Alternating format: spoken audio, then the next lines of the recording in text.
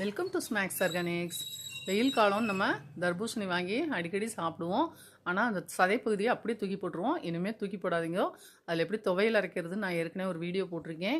இப்போ அதில் கூட்டு பண்ணலாம். நம்ம பாசிப்பருப்பு கடலைப்பருப்பு ரெண்டையும் ஒரு 1/4 மணி நேரம் ஊற வச்சுட்டு குக்கரில் போட்டுக்கோங்க. தர்பூசணி அந்த சதைப்பகுதியை பொடியாக கட் பண்ணி குக்கரில் போட்டு 3 விசில் விட்டு எடுத்துக்கோங்க.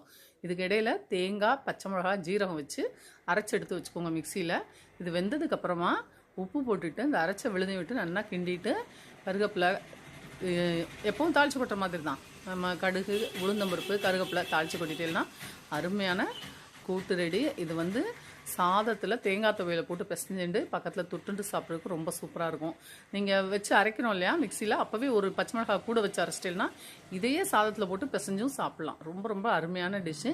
நம்ம யூஸ் பண்ணிவிட்டு சும்மா தூக்கி போடுற அந்த சதைப்பகுதி அவ்வளவு நிறைய விஷயங்கள் பண்ணலாம். சத்தானதும் கூட ஆற்றுல பண்ணுங்க கண்டிப்பாக.